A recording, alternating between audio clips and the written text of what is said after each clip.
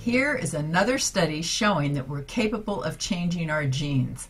And this one is on obesity, showing that if we have the predisposition to obesity, that we can actually change that with exercise. Yeah, it drops by about 30% in its effectiveness, which is wonderful news. So it's telling you new information compared to what we thought about DNA years ago. We thought the DNA was a master blueprint. It could not be changed. It was fixed through life. And whatever you got, and that was it. You were doomed. Yeah, and only to find out that our genes change all the time. They interact with our environment.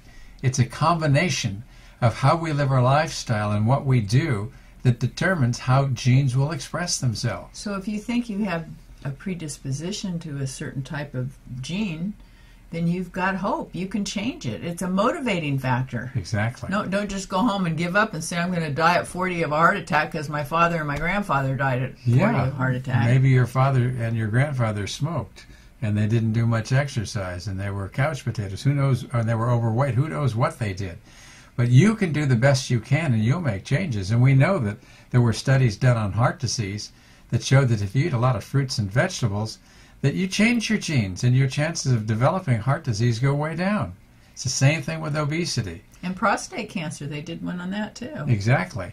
And that study, Dean Ornish did this a couple of years ago, and they measured 500 what are called oncogenes, or cancer genes, in people who had prostate cancer at the beginning and 3 months later. And half the people, they didn't do anything different.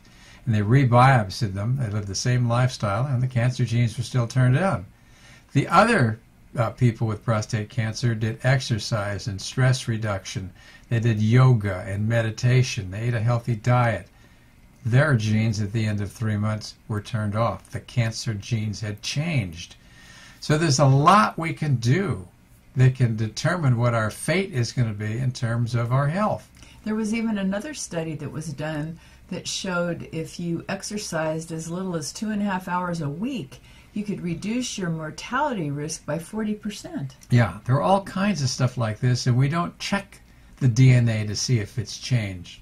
But whether it changes or not isn't the big deal. I think what we should do is live a healthy lifestyle. But if you are going to exercise, you need to start out gradually. Like if you've been living a sedentary life and lying on the couch eating bonbons and whatever, you need to work into it. You don't want to be a weekend warrior. That's how you get hurt. Yeah. So all these things that we're learning about have to do what's called epigenetics. Bruce Lipton didn't invent that term, but he's the one that brought it to the public. In his book, The Biology of Belief, he goes into detail how he figured that out and how he thought that we should all know about it. And he has some wonderful stories in there that will convince you that there's so much that we can do. And it's one of the reasons why we should clean up our environment, and we should do all the other things that we can do to live a healthy lifestyle the way nature intended. If we'll do that, our DNA will adapt to it. It will change what our fate is.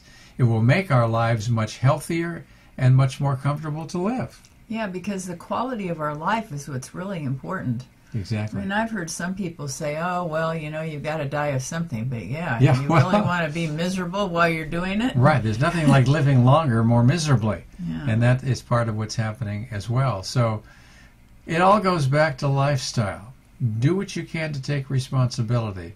Eat a healthy diet. Avoid toxic exposures. Don't pollute the environment and try to clean it up. Make sure you get enough sleep every night. Sleep is extremely powerful in changing what our genetic makeup will express. That even helps with obesity too. Well, if you don't sleep well, you'll get overweight because your stress hormones will go up, and that will promote insulin resistance and leptin resistance, and that'll make you eat more and make you put weight on. We should be doing a lot of things that are lifestyle oriented if we want to stay healthy. So the epigenetics is a new field that's giving us hope that we're not doomed to what we were born with, and that there's a lot we can do to change what our fate is just by simply living a healthy life.